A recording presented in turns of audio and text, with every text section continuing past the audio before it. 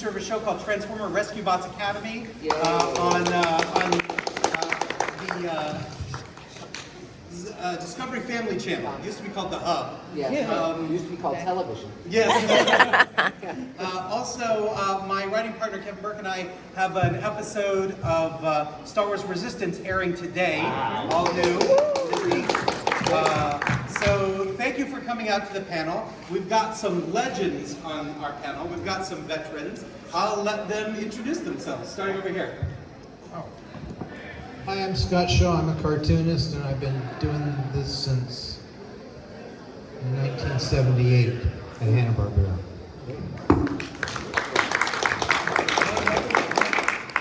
I'm Buzz Dixon. I'm a writer, and I've been doing this since 1978 at Filmation. Great.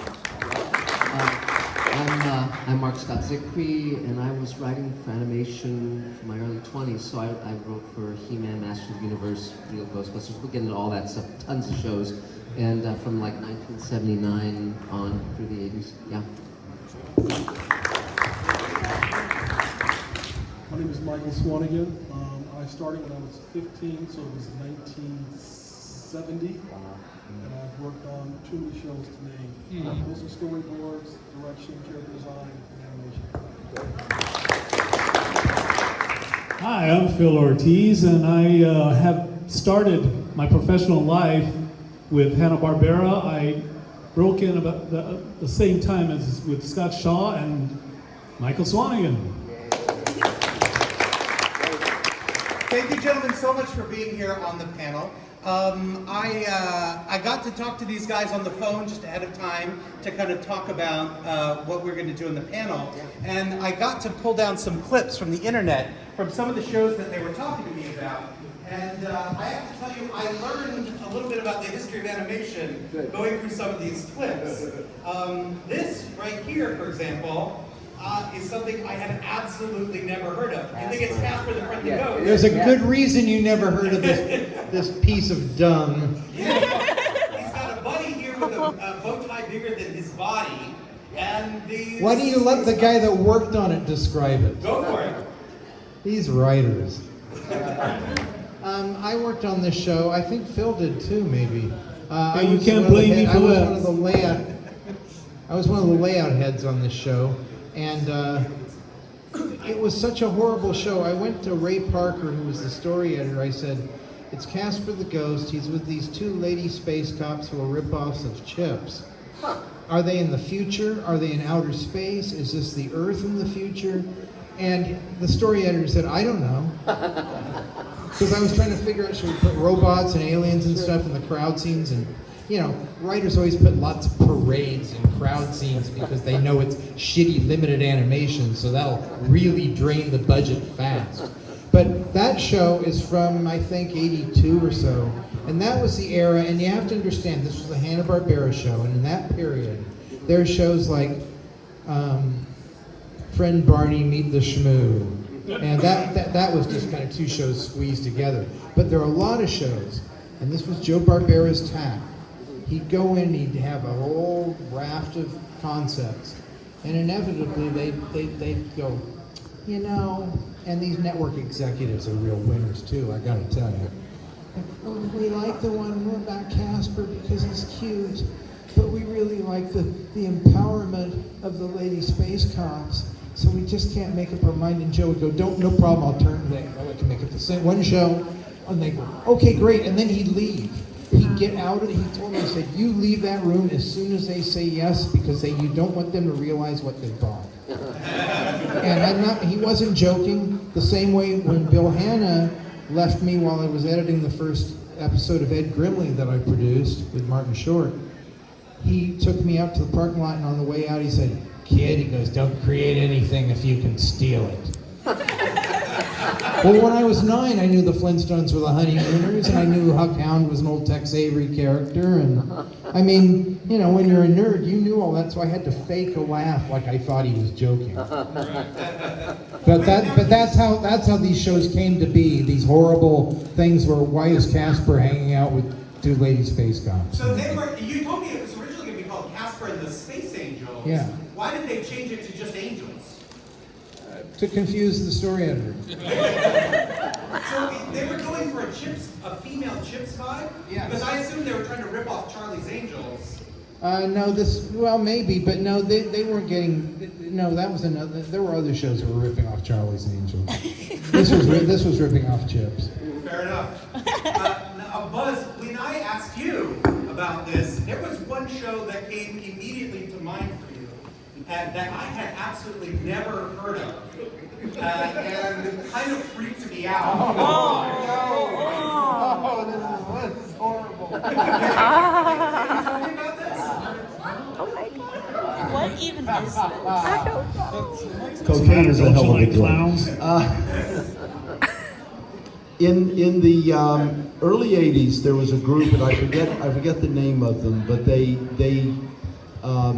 basically said they could advise animated shows to make them more kid-friendly. That things like in the Ghostbusters show, they said get rid of the horn-rimmed glasses on one of the characters. It's sharp, it's scary, kids don't like that, make the glasses round. I mean, really stupid stuff like this.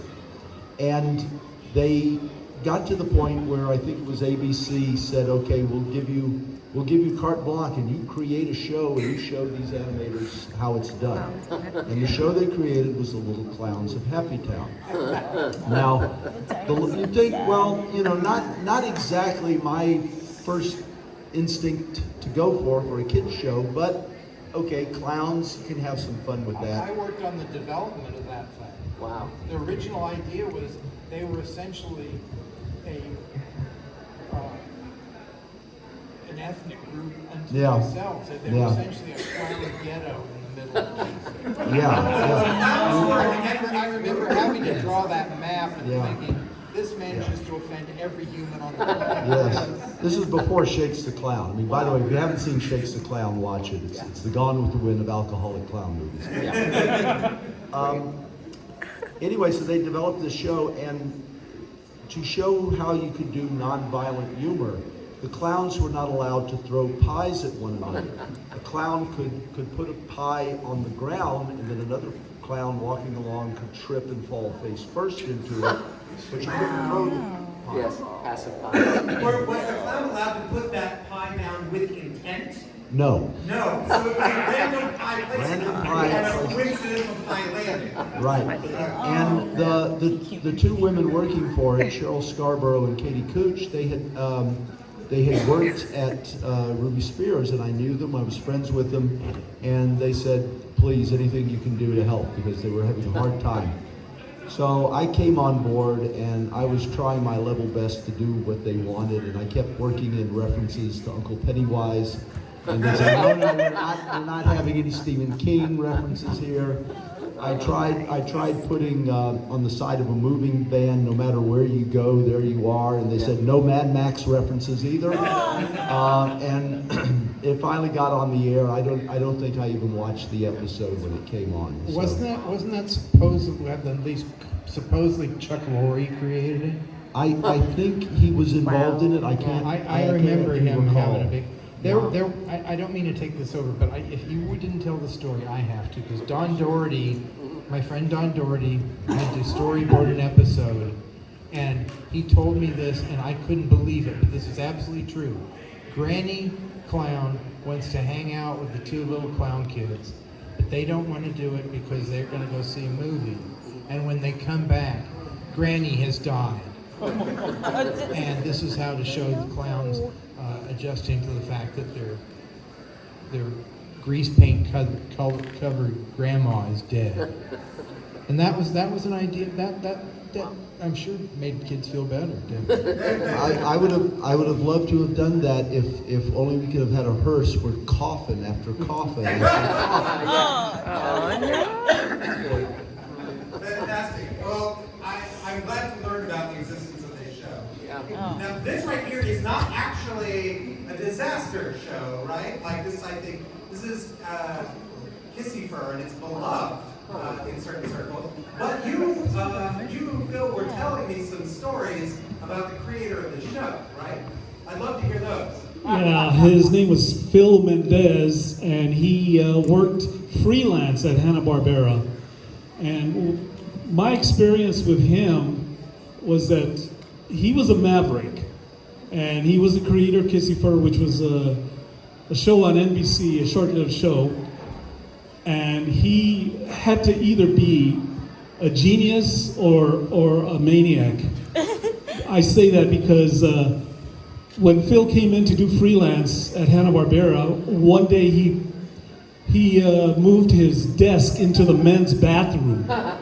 And where it says men, he took a marker or something and put DEZ on it. And I had to go to the bathroom, so I opened the door, and facing me, as I opened the door to go in, was Phil, and he was just writing away in his desk or drawing or whatever. Then he looks up, he does a double take, and then he says, "Can I help you?" And then I said, "Phil, what I have to do, I think I could do on my own." And he says, "Well, you're going to have to take a number. You have an appointment." And I said, "Come on, Phil, knock it off." I said, "Oh, okay." So anyway, I don't know why he did that, but he did it. And there was one more experience with him. Did he just continue working as people used the bathroom? He just continued. He was there on, I had to go for a long time, so he was still there when I got out.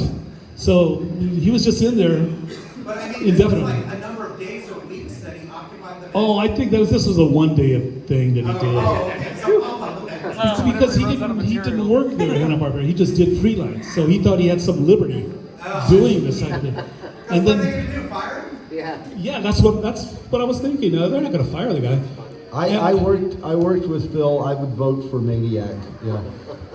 But In the genius versus maniac, you're on the maniac. I'm on the Maniac. I like Phil a lot. I mean, really nice guy, but crazy as a bed. What's interesting is that Phil was the co-owner of a company with another guy named Tom Carter. Yes. That's where he created Tom Kissy Fur, but maintained the ownership of him even after Tom Carter went on his own way with another project. And then I was working there with Floyd Norman and a number of other people, and the Security Exchange Commission closed down the studio. We actually had people being forced to steal stuff from the studio because they'd lost their homes, because they'd invested it back into the company. Oh, wow. Yeah, so Kissy Fur has a kind of bad smell. That is a dark hair. Kissy Fur also was turned down by one network on the grounds it sounded too much like oral sex. But it was really based on the fact that his son Christopher couldn't pronounce his name, and he always said a Kissy Fur. Oh, that is a slightly sweeter version. That's sweet. So Okay. you had another story about him? Well, in the layout department, we had a room that was on the corner of the building, and that was the layout supervisor's office. And it had like a side wall that stretched about 12 feet. And I was heading home for the evening, and I saw Phil Mendez holding a lot of markers. I didn't know what he was going to do. And what he did was all night long, he took his markers and filled up that entire 12-foot wall with his art, backgrounds included, everything, characters, backgrounds. It was beautiful. It was beautiful. I didn't know how he did it, but he sure gave Sergio Aragones a run for his money because he did it all overnight. And it was full scale. It was like a mural on the wall. So when I came in the following morning, I saw all that, and he wasn't there. What was the subject? It was his some of his Kissy Fur type world characters and backgrounds. I don't know how he did it. What happened to the wall? I don't know. I think they must have painted over it. Scott, do you know what happened to the wall? Yeah, it had just been painted. Okay, And Bill Hanna okay. was so pissed it was unbelievable. That's what I thought. But Phil kind of had this, like Dr. Doom, this kind of, excuse all the time. He could get away with whatever he wanted. But if we're going to talk about crazy people, we could be here till next week, because everybody on this panel could tell crazy stories about another person on this panel. And I don't really think we should go there. All right. Well, I'm sure all What? of you gentlemen on this panel are perfectly sane.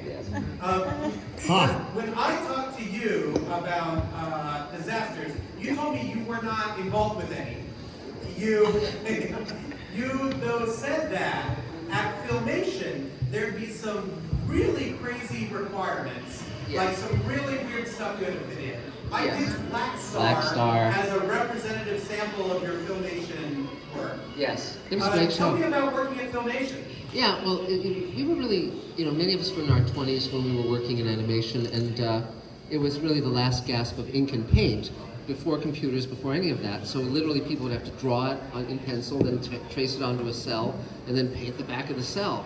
Very laborious. So Filmation, in order to make ends meet, they would use stock. So you would use the same shots over and over, sometimes with a different background. So Michael Reeves and I wrote most, if not all, of Black Star, and they had 7 characters called Trobits. And they had one shot where the Trobits were running toward camera, and half of them alternating would look scared, and the other half would look happy, so they could be running from a dragon or to a birthday cake, and it would still work. And so we were told to use stock as much as we possibly could. We were told that we could not have characters enter or leave through a door. We had one motion per shot, so a script would be 55 pages, and you would break down every single shot. So a script might read 2-shot, Black Star and whomever, and then you go to all-inclusive and close on and so forth. And I remember Michael Reeves, who's one of our dear friends, there was one show we were writing, the villain was called Uglor, and Michael meant to type long shot Uglor, but instead typed dong shot Uglor and didn't notice it, and it went to the network, and they gave him a note on that. But it was again, you were working within the limitations of what could be done by the animation. It wasn't full animation, and so you always were cognizant of what you could and could not do. But most of us grew up with comic books and science fiction and all of that, so we were writing both the funny animal shows and the superhero shows. So Black Star was very, and the superhero shows would usually have a comedy relief character or characters like the Trobits in Black Star or whomever, or Orko in HeMan. And but so one week we might be writing Smurfs, another week HeMan, another week Real Ghostbusters. So we were working for all of the different companies, Ruby Spears and Hanna-Barbera, and Marvel was just starting up in animation, so we did Incredible Hulk and things like that. What did you enjoy writing the funny animals more, or did you enjoy writing the action adventure more? I liked doing all of it, whether it was Littles or Smurfs or any of those, because you come up with, someone once asked me if I was writing for the child in the audience, and I said, no, I'm writing for the child in myself. So if I came up with a joke that I found funny, fine, if it made me laugh. And so I enjoyed actually being able to have a range, and certainly when I then jumped over to live action, that proved incredibly useful because I learned my craft in animation, so I could write very quickly, I could write in different character voices, because we would often, many of us, like for instance, I remember Chuck Menville and Len Jansen, who were running Smurfs, they'd do the character voices when we were batting out stories with them, and I would do the character voices in my head, or sometimes even out loud, like with the Littles or whatever, and it was just kind of, you learned how to do that. So then when you jump over to like Star Trek or some of those other shows, you can hear those characters in your head, and it makes it very easy to write them, or relatively easy. So those are invaluable skills. Now, you said something that, you said it just now, you also said it on the phone when we talked before. Yeah, well, I repeat myself. That blew my mind, which is you, and I'll put this in context. When I first started writing animation for television about 10 years ago, a 22-minute, a half-hour action show, 22-minute broadcast a half hour, would be 29 pages long. Longer than live action features, where it's a minute a page. It would be longer because of description. You've got it easy. Well, over the course now, doing a 22-minute action show, if you go over 26 pages, as some people will say, like if you go over 26 pages, production is giving you notes, this is too long, you've got to cut. You said just now 55 pages. 55 pages. Yeah, for a half-hour script. Yeah, I remember I wrote one episode, I think it was Black Star, in one day, 55 pages, and this is before computers came in. And so literally I was handwriting the pages, handing them off to my wife, who was a faster typist, and she was typing the pages, and I turned in that script, I wrote it in a single day, and it got made. Everything I wrote got made, which was lovely. And so yes, it was very, very different back then. You'd call every single shot, and again, and you'd often be talking in dialogue with a storyboard artist, because you would want, and because my background was art, my degrees in painting, sculpture, and graphic arts, I could see that in my head. And again, when I moved over to live action, particularly science fiction, I have my own studio now and I'm shooting science fiction, lots of visual effects.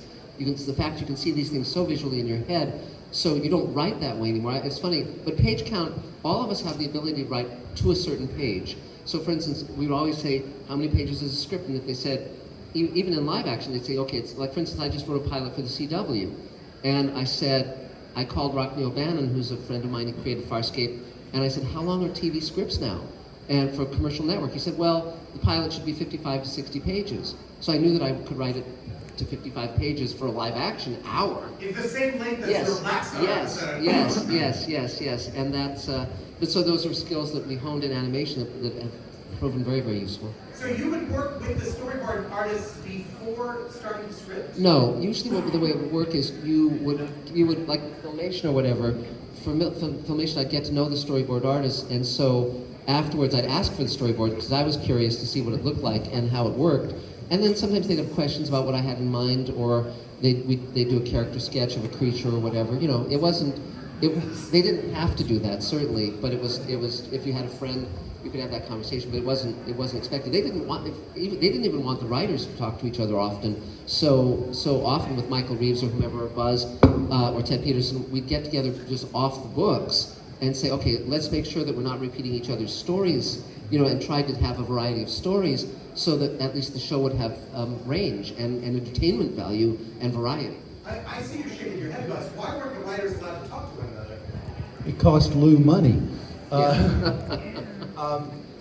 We would get, going back to the storyboards for a moment, it was not unusual on a Filmation show to be handed like a big thick notebook of stock shots and told, when you're writing your script, go through here and call specific stock shots. Yeah. To include. So as a writer, you would have to have a pretty good knowledge of the library of stock. You needed a good knowledge of the library of stock, and you also needed to know that Lou Scheimer would squeeze the nickel until the buffalo farted.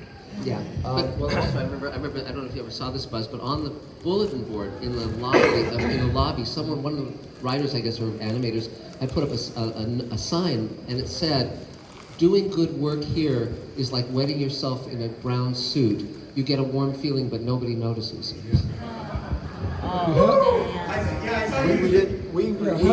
Having worked at Filmation on storyboards, that never happened. What never happened? We never talked to the writers. We weren't allowed to, under threat of death. We were not allowed to talk to the writers.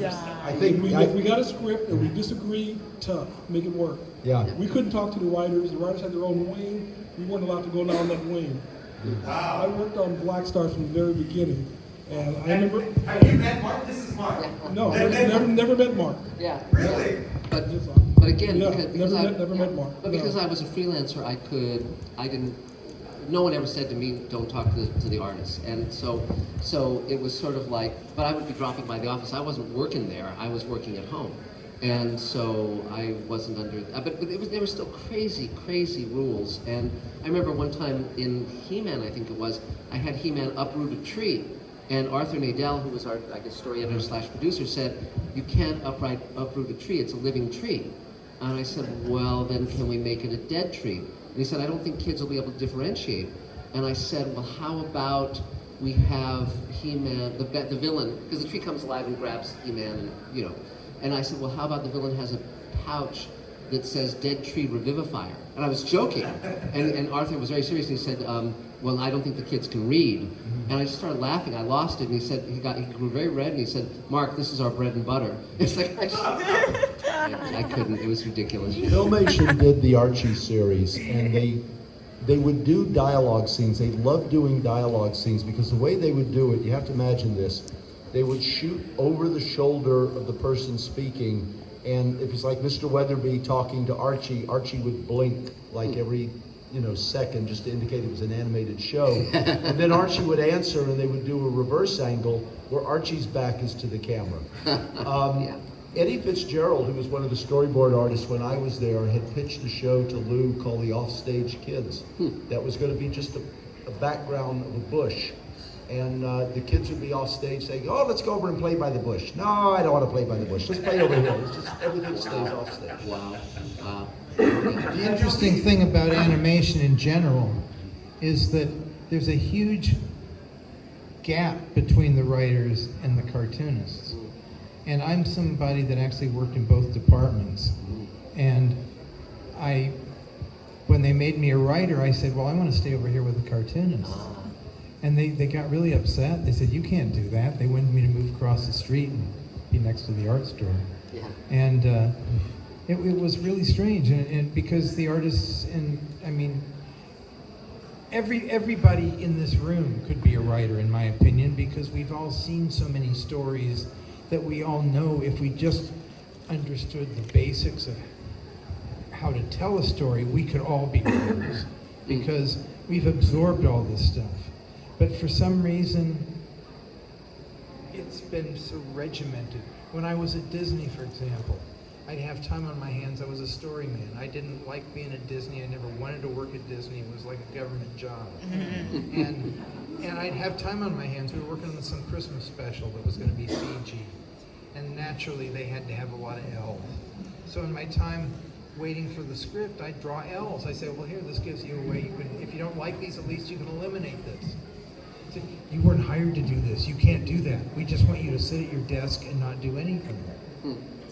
Until you get what you're paid to do, and then you do it. Yeah. Well, I thought, well, that's the most effed up way of having a cartoon I've ever heard I of. will say in the current industry, those walls have broken Right, down yes. a little bit more. I mean, it's not perfect, but No, it's but this better. was a couple of years ago. Well, also there were. I'm not retired. I'm still working. How about a job? Oh, well, that's right. I don't draw robots. Funny. But there was actually a ramification to what happened with Filmation because they were using stock so much. My understanding, and you guys can correct me if I'm wrong, my understanding at the time was the networks decided that they were not going to hire Filmation anymore because they were just getting these same stock shots. And so Filmation had to come up with another way to stay in business, and that's how they came up with the whole idea for HeMan, where basically Mattel Toys would underwrite the show. Because CBS, there was only CBS, ABC, and NBC. If they wouldn't buy your shows, you were essentially out of business. And so that was how that new permutation of the toy company financing the show came about. And but interestingly enough, this whole thing of, I always thought, even at the time when I was in my 20s, I thought it was incredibly stupid for them not to allow the creative personnel to talk to each other. And so now that I run a studio, I tell my team that the art department can talk to anybody, everyone can talk to anybody, as long as they understand that I'm the decision maker at the top, so they have to run major decisions by me. But I welcome someone contacting, me as the writer or the story editing guy, or whomever. I mean, a free flow of ideas is terrific, and it allows people to engage their enthusiasms. You never want to kill enthusiasm, because that's where creativity and originality comes from. That's fantastic. And now, Michael, we didn't get a chance to speak before the panel, but can you tell us what is the catastrophe you worked on that you want to highlight or talk about? There's so many. Catastrophe, James Bond Jr. For that, I wrote one of those. Okay. Let's see. There was a rock group of kids. I can't remember the show for people we did. The Backstreet Boys. The Backstreet Boys. Oh, what was that one? I don't think I know it. Yeah, it was on ABC. It ran for, I think, 3 episodes, and they killed it so bad. Oh, yeah? 3. The Backstreet Boys. Is that what that's the group called? Yeah. We did a season of that, and only 3 episodes ran. It was so bad. How about Wolf Rock Radio? Wasn't that only one episode? No, Wolf Rock ran about 6 episodes. Oh, okay. Yeah, I thought Wolf that Rock went ran under about one with 6. just one. We got a question right here. Yes, ma'am. Do you guys remember anything about the very short-lived series Track Pack? Pack. It was Hanna-Barbera. It ran on Yeah. Yeah, CBS. it's Hanna-Barbera. I think it ran a complete season, didn't it, Scott? Yeah, I worked on development on it. Yeah, it was. Well, it was just another show. I hate to tell you. I mean, the reality of it is, your whole life you're wishing, boy, I wish I want to work on the Flintstones. I really can't wait to work on the Flintstones. And then you get something, and it's Fred and Barney meet the Shmoo, and it's like, well, this wasn't the Flintstones I wanted to work on. The best thing about being at those studios was the people we worked with and the people we learned from. When I worked at Hanna-Barbera, I had guys on my crew that had worked on Snow White and Pinocchio. Wow. And I gotta tell you, the people sitting up here, Michael Swanigan is one of those guys that I always was buddies with because he understood that we all were brothers and sisters in this job. And he'd call me up and he'd go, I hear so-and-so's hiring, looking for a designer. What was And that, I'd chopped call liver? him up and say, hey, there's somebody looking for boards. And that's how we survived was, and some guys they'd be too busy trying to, shut everybody out. But Michael was one of the good guys. He always made sure that people who knew what they're doing had work. Scott was, one of the better artists, like Muppet Babies and Smurfs and You bring that up. I talked to you guys also about the favorite things that you did. And it's disappointing we don't have an audio right now. Because I could sing it. Scott was the main guy on Muppet Babies, him and Bob Clyde. This is No, I absolutely wasn't one of the legendary main show. guys, but I worked a lot on it. But Yeah. this is called Gonzo's semi-weirdo, and he's depressed because he's not weird anymore. So we went and used fine art as our inspiration for this thing. And by the way, I storyboarded this whole thing while I was in the hospital watching my dad die. And I just had to distract myself with something. And this is one of the best things I ever did. And the interesting thing working on this show, we had a producer, Bob Richardson, who fought tooth and nail with his boss, Lee Gunther, with the network, never with the Henson Company, surprisingly. We did have a kind of okay from Henson because CBS felt that they weren't going to contradict anything that Jim Henson had approved. They were smart enough to back off there. So we had more freedom than we ever had on any show I've ever worked on. And I felt like it was like being back in the 1940s working in Termite Terrace or something. And I had 3 weeks to come up with a storyboard for a minute show. You don't see that in schedules now because they go, it's just a minute. We only schedule it for a minute. But we got to put a lot of really good thinking into these things.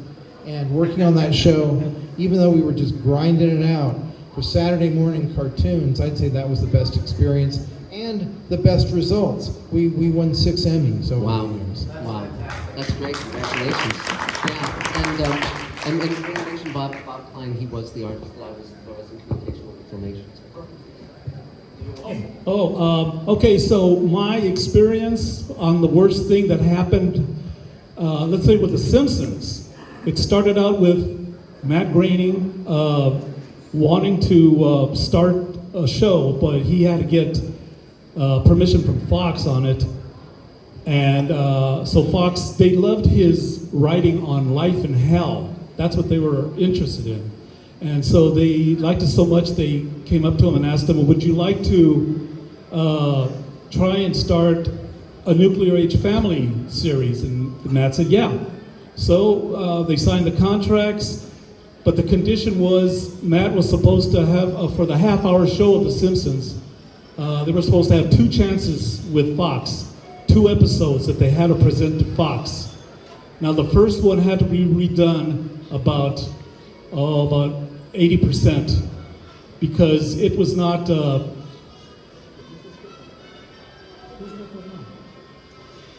Did you? Yeah, I didn't know they were showing that in the back. So what we did was the first episode that we worked on was the Babysitter Bandit, and with that we had about 3 or 4 different styles to put that episode together. People from Disney came, people from Warner Brothers came, people from Hanna-Barbera came. And when they finished the episode, they presented it to Fox, and Fox hated it. So that's thumbs down for number 1. The second one was Bart the Genius. Now, going back to the first one, there was a guy named Kent Butterworth. He worked at Hanna-Barbera. He directed that one, so that's why it rubbed Fox the wrong way. The second one was Bart the Genius, and they happened to like that one. Fox says, okay. That was Kent also, right? Yeah, and Swin and I, Mike and I were working on the show, so we know what happened, during the course of that. I did layouts and I'm the storyboard artist on The Simpsons first season. Right. I worked on that episode, Bart Genius. Bart the Genius. Bart Genius, yeah. So we came that close to not having a show.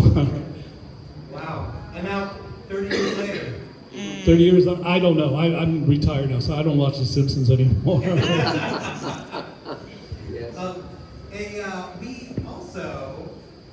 when we talked about our favorite things we worked on, you mentioned the Flintstones. You pointed out this commercial. How about this? Oh yeah, I worked on the Flintstone commercials for many, many years. Is this a G.I. Joe commercial? No, sorry.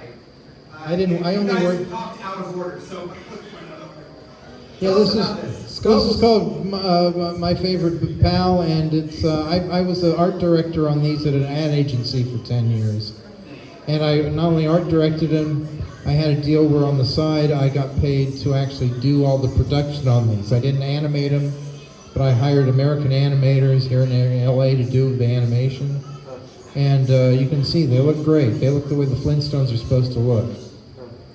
And I'm not bragging here, it's just nice to see the difference, because, may I finish saying what I'm saying? No. We had more time and money to do a 30-second spot than when I was a producer to do a 30-minute show. Wow. Or 22-minute show, I should say. So you can see why, even though I made America diabetic, and I'm diabetic too now, selling that shitty cereal, it's some of the stuff I'm proudest of because they really turned out the way I wanted them to look. And we could have been selling Flintstone Nerve gas, and I would have been just as proud. I would buy that product. And believe me, with Warner Brothers, Flintstone's Nerve gas is right around the corner. What I wanted to say was that, I'm a big fan of the Flintstone commercials that Scott did. They were true to the series, and there was some fantastic animation. And I love the boards that he did as well. So Scott did a damn good job for those 10 years he was on it. Yeah. All right. Yeah. Oh, sorry, go ahead, Mark. I was just going to say that as challenging as sometimes it would be, every now and then we'd get an opportunity to do something full out, like you were talking about the Muppet Babies and with the Flintstones commercials.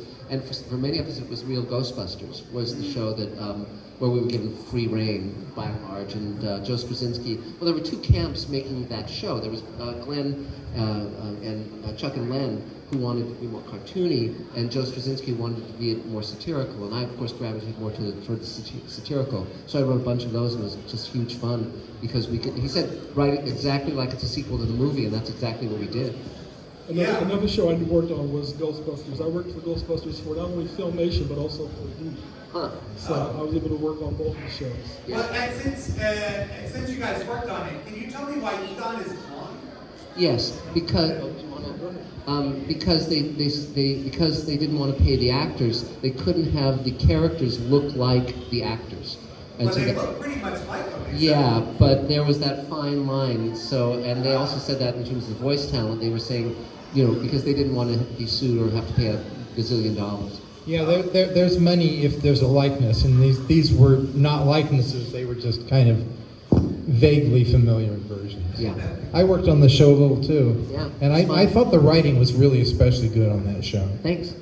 Deke did their usual slapdash job on the animation, but the early ones in that Halloween special were excellent. Yeah. That way it was a multiple Emmy winner, and for writing as well. Yeah, well, I'll have to write the TV Academy and get my statue. Yeah, that's right. Buzz, when we talked about our favorite shows, and I spoiled the clip a second ago, but it was, you mentioned G.I. Joe, and I'll get this intro going, but tell us about, why do you pick that show? Tell us how you feel. I was recruited literally onto G.I. Joe because I had spent 6 years in the Army, and Steve Gerber, who was the story editor, sent me a couple of the Joe scripts and said, "Can I get some feedback from you on it?" And they were having some problems, like they didn't understand that sergeants didn't give orders to colonels, and that jets didn't destroy tanks by swooping down and slicing them in half with their wingtips. And Steve persuaded Hasbro to take me on as first as a staff writer and then as an assistant story editor, and finally for the second season as the story editor of the show. Based on my experience, I at least could give it a little patina of realism. Of all the episodes that I did, the one that I liked the best was The Traitor, where the premise was that one of the Joe's mothers was suffering from a chronic disease.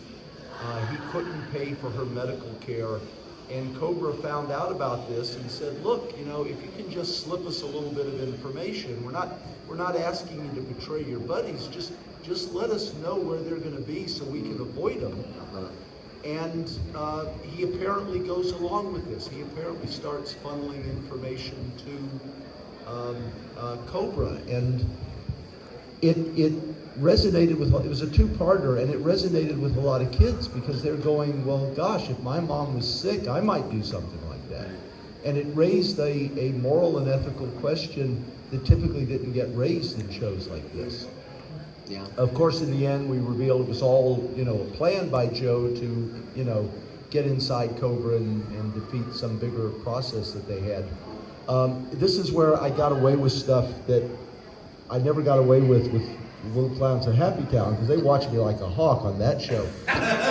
But in the trailer, we have them. They're looking for certain types of chemicals, so they're assaulting Owsley Chemical Works and H.S. Thompson Pharmaceuticals, and you know, I'm putting in all these '60s drug references, and nobody. I get them. Either I get didn't them it, real or well. They got it and said, what the hell, you know. That's great. As a I also board- introduced Hector Ramirez. Just let me have this one moment. Hector Ramirez was introduced in an earlier episode, and when we did the recap, instead of doing the traditional in our last episode, I did a recap where Hector comes on as a newscaster, giving a news report of what had happened in the previous episode.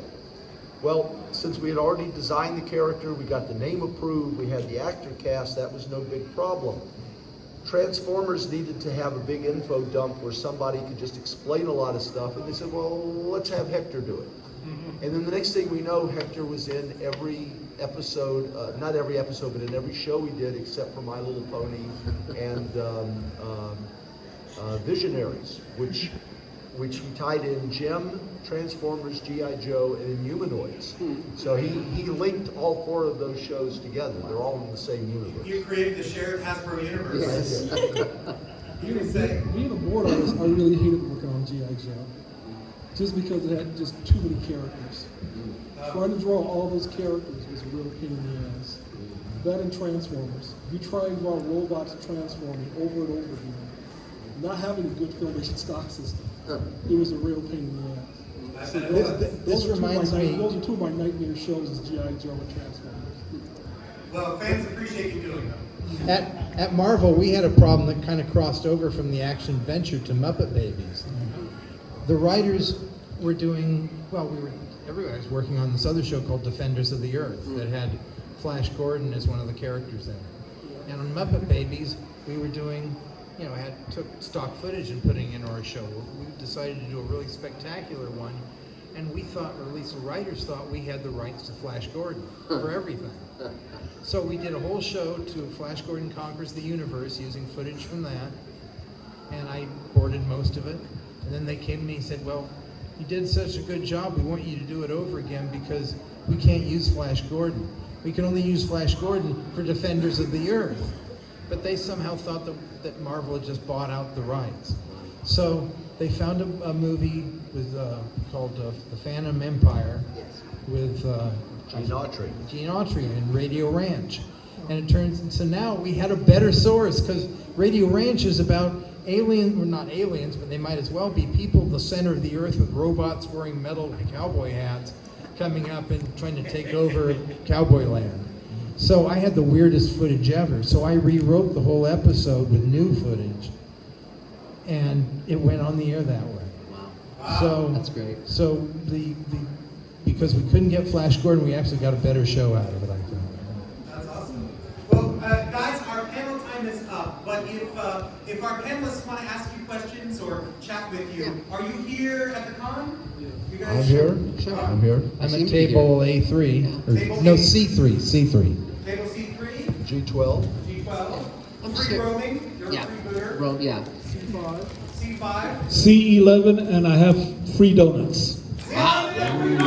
Free donuts. You just won the panel. All right.